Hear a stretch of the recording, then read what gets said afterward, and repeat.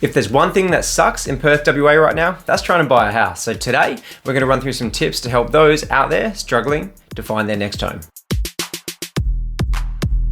Hi, welcome to the channel. My name is jshirazee and I'm your friend in the Perth property business. And if you joined us last week, you'll know that we gave you some tips, or gave sellers some tips when it comes to selling property in a hot market. And this week I decided that I wanted to try and help buyers buy in a hot market.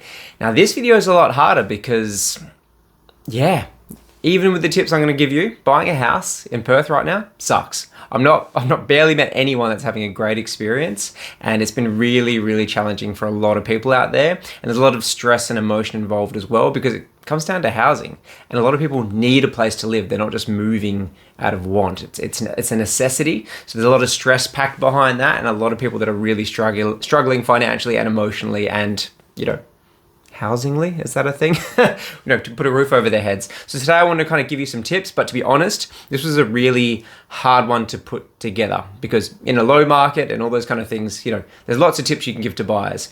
But when things are so competitive, trying to give you a competitive edge to get ahead and buy your next property, it's a pretty tough one. But I'm going to cover off on some things today which will hopefully help you get ahead if you are looking to buy, or you can share this with someone else that you know that is trying to buy, because the chances are we all know someone in the Perth property market right now that's looking around or struggling. So I'm going to cover off on a couple of oh my god, I'm tongue twisted today. Cover off on a few things which will hopefully get you ahead, and I'm going to put those in kind of bullet point form. But basically, number one is your finances, and obviously it's your finances. A lot of people are going out there looking at the moment, but they're not 100% sure of where they stand, and therefore they lack the confidence to move quickly on things. So number one is you want to have your pre-approval in place, or have a broker that's vouched for you to say, yep, go out and purchase. We've looked through your finances, we've aired everything out, you're good to go. So you want to have that financial backing behind you, and you want to have something that you can share with an agent when you're trying to show how secure and safe your offer is. So whether it be a pre-approval letter, whether it be an email from your broker directly to the agent to say that they've looked through your finances and they're confident with your finances. And obviously, if you've got any other financial things that need to fall into line, getting those things sorted early is going to help you massively. If you're trying to go subject to sale and buy something at the moment, you're not even engaged your agent or gotten started on that, and you're trying to go out there and put offers on property, you've already, the chances of you succeeding is extremely low. So if you're doing subject to sale, get your agent involved early, get your property ready. But if you can, try and avoid that altogether and go in with a cash or finance offer. Now, obviously there's bridging and things, but look, I'm not a financial advisor. Don't take any of this as financial advice, but speak to someone that you trust in finance, that you know has your best interests at heart, and let them guide you on the way to get ahead and have the best or the strongest financial position possible when you go to make that offer. The other thing is knowing your budget. So what's the ideal amount, what's the manageable amount, and what's your maximum? Now, obviously, we all want to try and purchase within our ideal amount. That's comfortable and allows you to live the lifestyle that you want to continue. The other one is manageable. So if you're pushed a little bit, what can you manage? What repayments are manageable that are still workable and don't put you under much stress? And then obviously there's your maximum price. What's the maximum number for the right home under the right circumstances that you'd be willing to make sacrifices for, from a lifestyle perspective, to secure that property? So have those numbers worked out already. Start your shopping in your ideal range. Don't start shopping in your maximum range, because at the moment we're noticing prices are jumping 5-10% from where you're seeing the listing or where the initial price guides are. So there's no point starting at your max and then being priced out and losing the property. You're better off starting in your ideal range, or even a touch below it, and then you end up probably working up to your manageable or your maximum range. Now, that's going to be different for every person, but again, speak to someone in finance that you trust to help guide you through that process. The other thing is speed. So some people get pre-approvals on a very basic level, and some people go through pretty much the full approval process to basically go through all their financials, their statements, their outgoings, any liabilities that they have, and then their broker ticks off and goes, yep, you're good to go. I don't know the technical term for it, I forget it, but basically you want the second. You don't want the surface pre-approval. Oh, hey Voddy, that's Voddy everyone, we're our dog sitting at the moment. So you want to basically have your finances set up for speed, so you can move super quick and basically where was I going with that? The dog completely distracted me.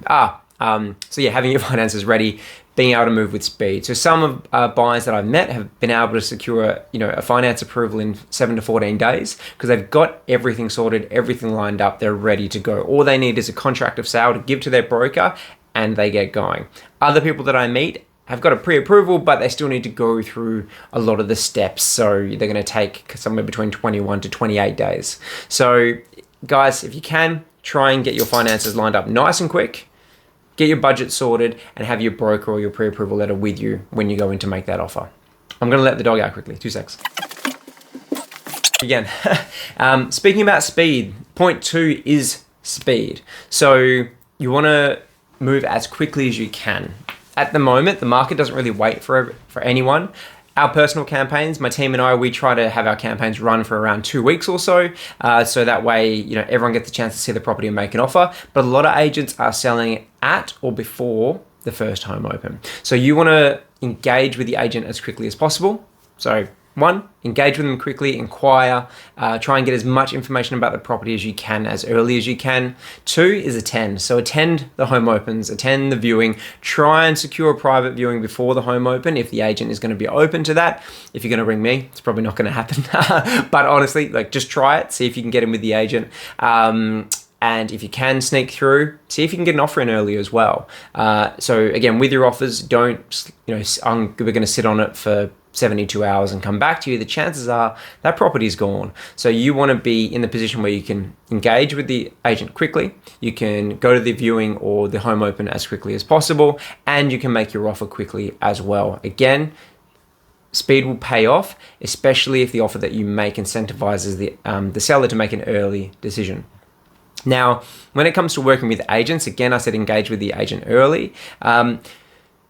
You want to...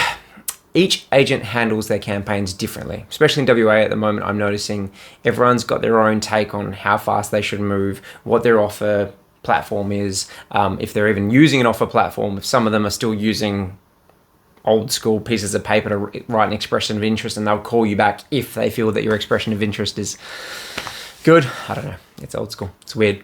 But basically, you want to speak to the agent and ask, how do they handle the sale? So what's their process? How would they like to see the sale play out?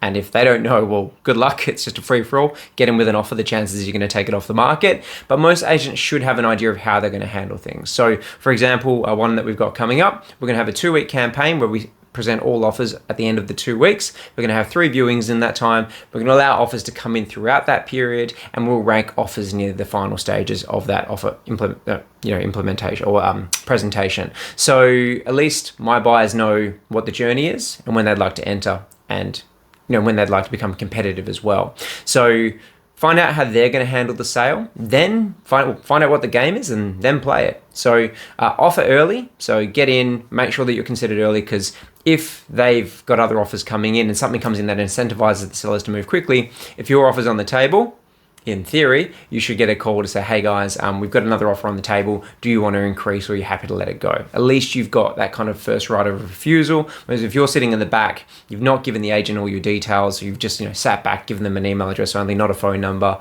and they can't really contact you, and you're in the too hard basket, you're in the too hard basket.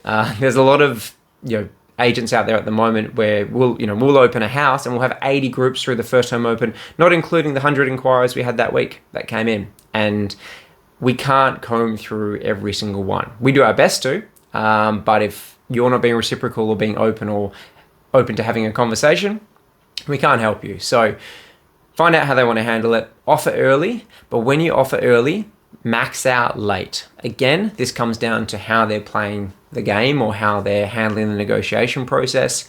But again, view it like a game, and it's going to become a lot less stressful. But look at it, put your offer in early, make sure it's a half decent offer, but don't go in hard with your max unless you're willing to gamble to try and take the property off the market. But just make sure that the agent is open, or the seller is open to the idea of taking it off the market early. You don't want to go in at your maximum to then get priced out, or let them use your offer to try and push other offers up. What you want to do is have your offer go in, come in with a reasonable offer, and you'll see other offers come in above you, and then max out late, depending on what information you can get from the agent to help guide you on where your offer is going to go. But we're going to touch on that shortly.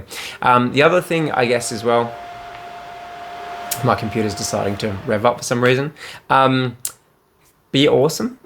Be an awesome buyer. How can I say this better? Be the buyer that the agent wants to work with and the seller wants to sell to.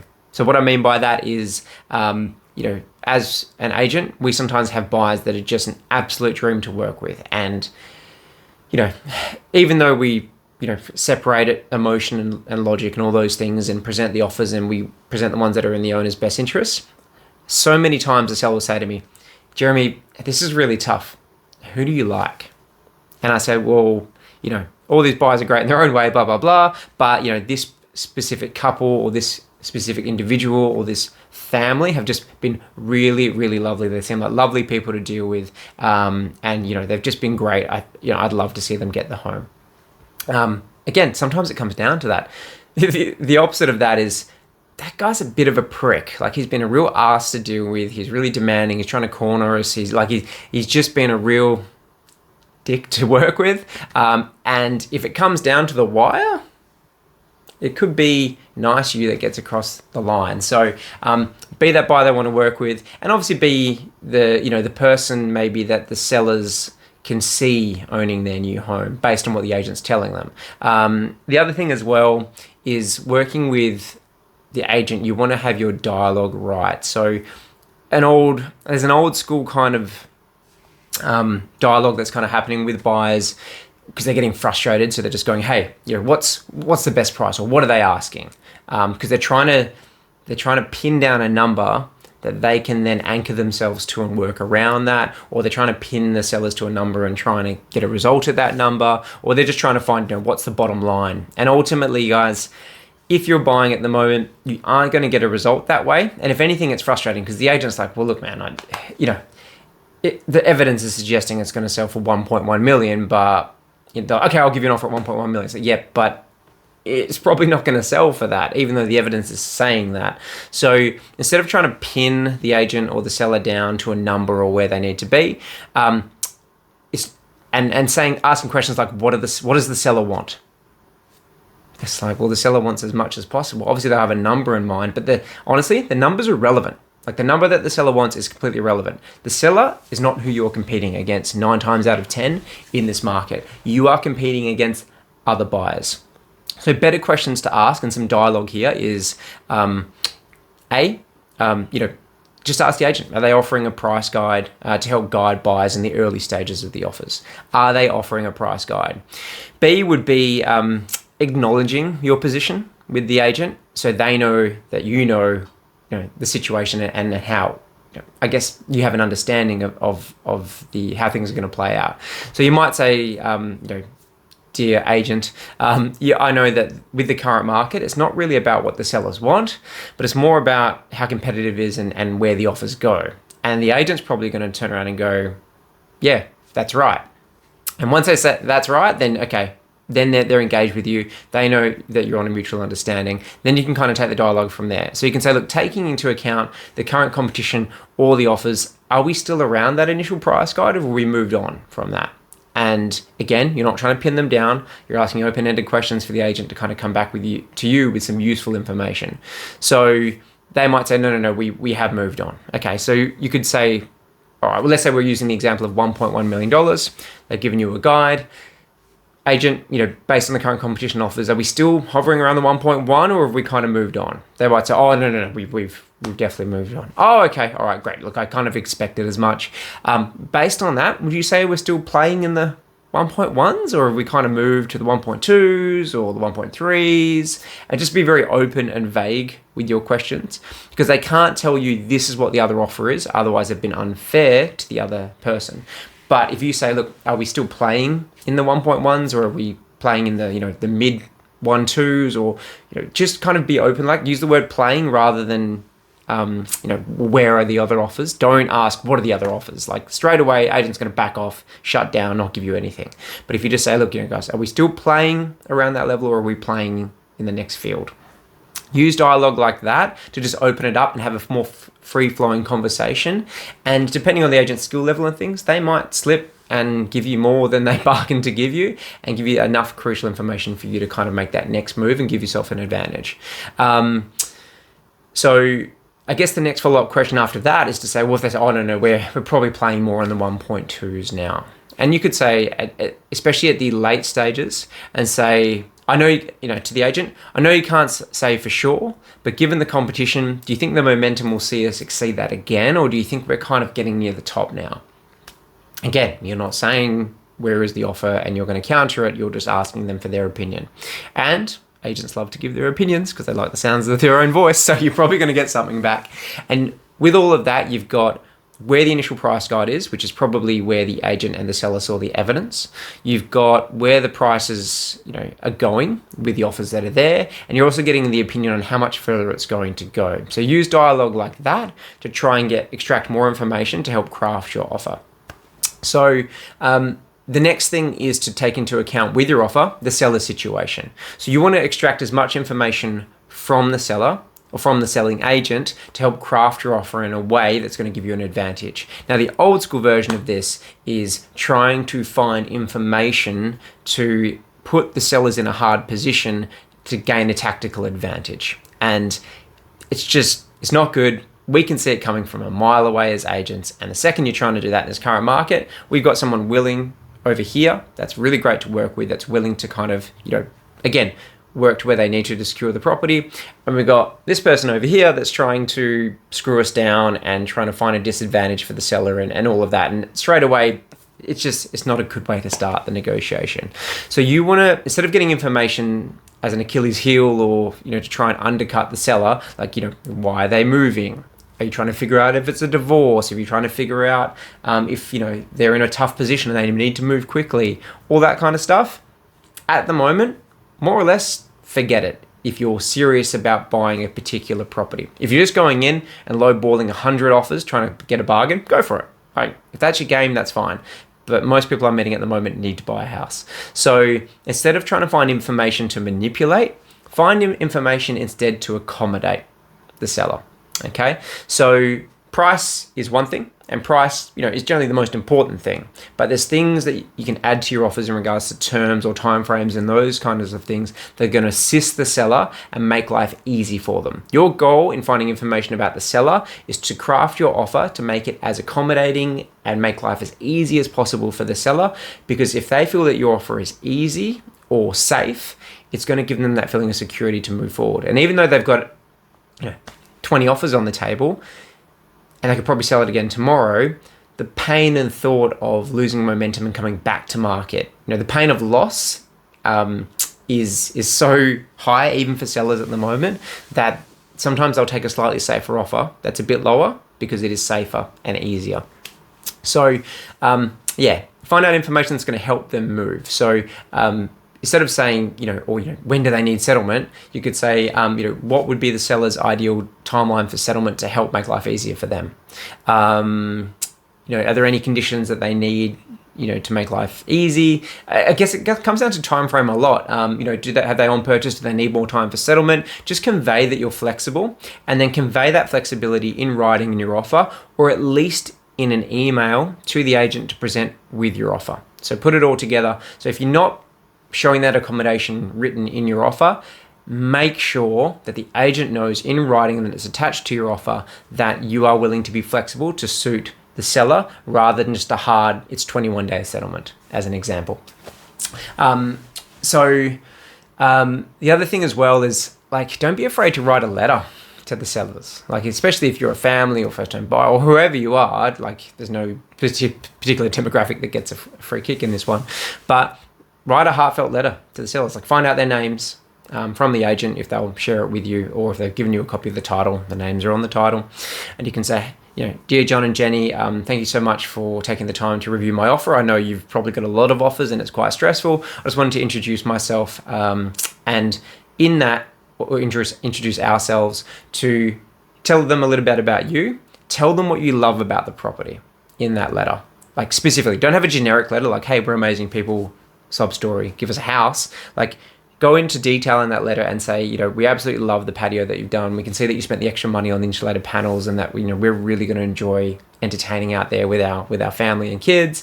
And, you know, look for the little things that they've done and compliment them on what they've done, and you're going to get the heartstrings. And again, it's not so much to manipulate, it's to literally honestly say, this is why we love your house. We would love to buy it, and please consider us if it's close. And then at least you are going to stick in their mind as that person when they've read that letter. And some agents may not present your letter because they don't want to give you a tactical, you know, an advantage as such. But most agents I know, if they say they're going to give the letter, out of honesty, they'd say if they say they did, they'll present it with it. And it's just going to make your offer stand out against the rest, especially if it's close. Because I've seen it get as close as like $1,000, $2,000 in this market when we're over 150 grand higher than what, you know, the original price guide was, because that's what the evidence suggested. So every little thing that you can do to increase the effectiveness of your offer, go for it. The next thing I wanted to chat about would be research. So agents are moving fast, and their time poor, and their communication sucks right now. And if you've been buying a property in Perth, you can probably see that. So there's a lot more onus on you to gather some information there. So don't rely on the agent for accurate information about what the neighborhood's like. You know, I don't know, all the little things that you would usually ask. Start taking a little bit of that for yourself and do your own research. So when you come to the agent, you're not pestering them with 1,000 questions. You're going, hey, look, we love the neighborhood. We've done our research. Here's our offer. We really want to secure this property. So examples might be when you're going through the property for the first time, don't do a 5-minute walkthrough, walk out and go, oh, what was that? What was that? What was that? I can't remember. Go through. Don't be afraid to take some notes. Open and close things if the agents are okay for you to do that. And just spend time there. I know it's hard, there's people everywhere, but take your time, breathe, relax, forget anyone else is in the room as much as you can, and just take your time looking around at the property and make sure that it's right for you. So when you go to make your offer, you can make it with confidence. You're not holding back going, oh, I'm not sure if it's the right one, or it's, you know, I didn't get to see that third bedroom. I'd really love to see that third bedroom, but there's no more viewings because he's presenting offers tonight. Take that stress out of it. Just take your time looking at the property and make sure it's good for you. When you're looking at neighborhoods, like everyone asks me, so Jeremy, what's the neighborhood like? And my answer is, honestly, I don't know. You know, it could be 3 streets away from me, and I can say, look, I live up the road. It's fantastic where I live. This street here, I maybe know 2 of the neighbors, and they seem lovely, but I don't know everyone else. I can't give you an honest opinion. And living in this particular street, I don't know if there's any things that would turn you off it. Like, for example, you know, there might be a particular guy that loves hooning down that street at 6 a.m. every morning on the way to work, and nobody talks about it. But the agent's certainly not going to tell you, probably because the seller didn't tell the agent, because they don't want to give them that information. But my suggestion, knock on a couple of local doors. Like, knock on the neighbor's door, all the way up, all the way down, however many you want to do. Say, hey, I'm so-and-so. You've probably seen that number 4 is for sale on the street. I just wanted to get like some honest opinions from the neighbors, like what the area is like. Everyone slams the door in your face, probably a shit place to live. Everyone's really accommodating, gives you their honest opinion. You're probably going to get a more unbiased opinion than from the agent, because other than them wanting their street to succeed and blah, blah, blah, they're probably going to give you a much more honest opinion, especially if you land on a tenant that has no financial interest in the street. They're just there living. They're probably going to give you a pretty straightforward opinion about what the street's like. So that's my suggestion there. In regards to warranties and disclosures, make sure you read your contracts. So, you know, what's covered under the warranty, electrical, gas and plumbing, or is it not? And despite what everyone thinks, that is not a standard clause. You're not entitled to a good working order clause for electrical, gas and plumbing. It's just something that's been inserted by agents over years because it's kind of become the norm. But as things tighten, those kind of conditions will start to get removed because sellers know that they can, because, hey, if you don't buy it, I've got 19 other people that are going to buy it here. So just be wary of what the warranty covers. The disclosures, make sure you read the disclosures and understand them. If the patio is not approved, if you know, they're aware of termite damage in a specific section of the building, they're selling it as is there asbestos, those kind of things. Don't try and negotiate them away, because again, you're going to put yourself at a disadvantage. Embrace those disclosures, understand them, and communicate to the agent. You are aware of all the disclosures, you're aware of the asbestos fence, you're aware of the patio that's not approved, you're aware of the little bit of termite damage in the gate that's there. You're totally cool with it. And that's going to put them at ease because they know that their sales are going to progress more smoothly. And it's also going to put the sellers at ease because they're going, okay, cool, I don't have to stress about trying to fix all this stuff. So communicate that, understand the warranties, the disclosures, what else? Obviously timeframes and those kind of things, and communicate that you understand them and that you're okay with them. And now one of the final points, second last point, and one of the most important is price. Now this is still a bone of contention for a lot of people that live in WA that are trying to buy property. And I'm having the conversation every day with friends, family, co-workers, clients, buyers, sellers, and that is prices, like where should they be? And my team and I are consistently seeing results 5 to 10%, sometimes 15% higher than what the evidence over the last 3 months is suggesting. And I know that sounds like a bit of a long-winded, fancy sentence, but if you think of it literally, it means that I'm looking at the evidence as an agent to say, okay, the evidence is suggesting $1.1 million. But the reality is we're getting 1.25. Now, if you anchor yourself to that evidence too hard and go, but I can't justify it, the prices are here, you're going to miss out on property. Keep in mind that whether it be, I think it was 1.4 or 1.8% at the end of last year, we're growing per month.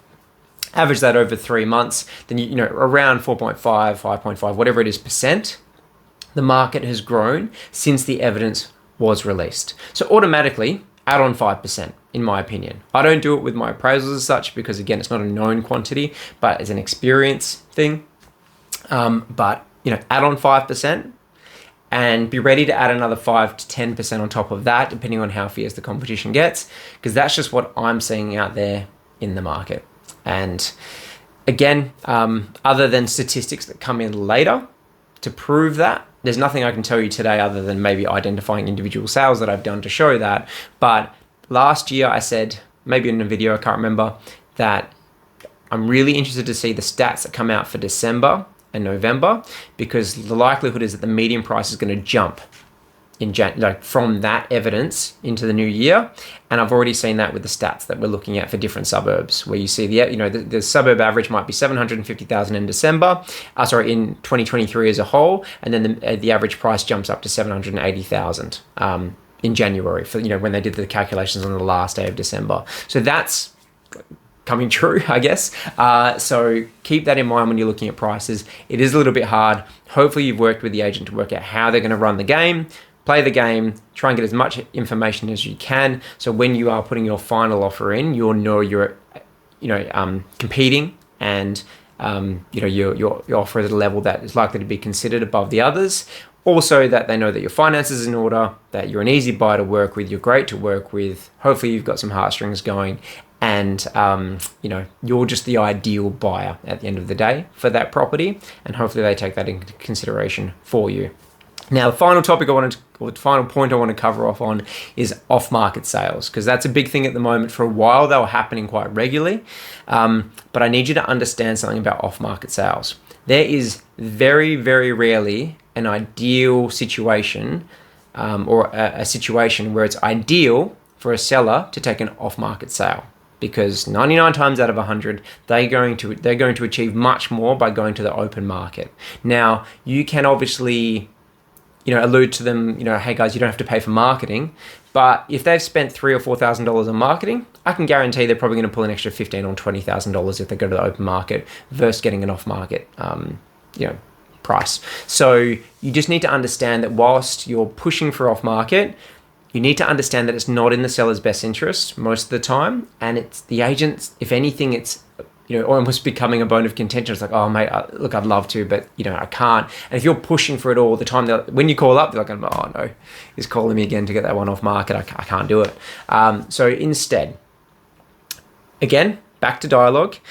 You want to say something along the lines of, do you have any, as the buyer to the agent, do you have any potential sellers that would appreciate, a premium price and lots of flexibility, that maybe don't have the money to invest in more, the cash flow for marketing, that would be an advantage if they took an off-market sale?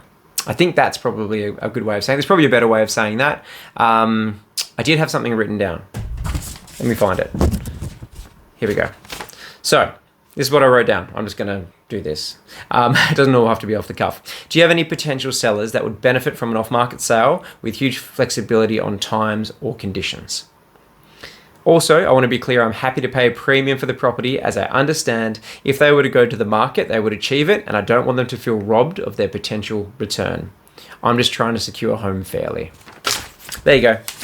That's some dialogue to use. Play it back, try and memorize it. But ultimately what you're trying to do is acknowledge that if you're going to buy, like the old school mentality of buying off market is to save money. The second we get wind that someone's trying to take a property off market to try and get it at a discount, you're gone. Like, we're working our sellers' best interests. We're not going to entertain that because we know it's going to put our sellers at a disadvantage.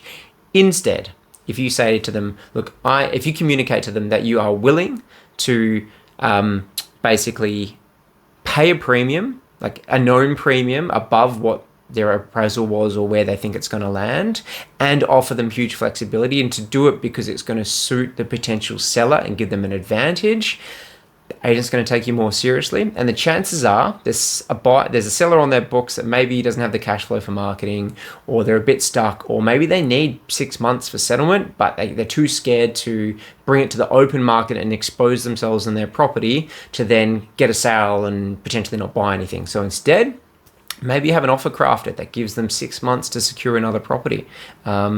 And there's some terms and conditions worked out in there that's fair for both parties and allows them to go shopping with confidence without having to go to the open market. It unlocks a sale for the agent, so they get another sale on the books without having to go to the open market, and it gives the seller some confidence, and it gives you a property that you can secure. But guys, there's a bunch of tips to help buying in Perth in property. Please know, the process is still going to suck. It's still going to be super, super hard.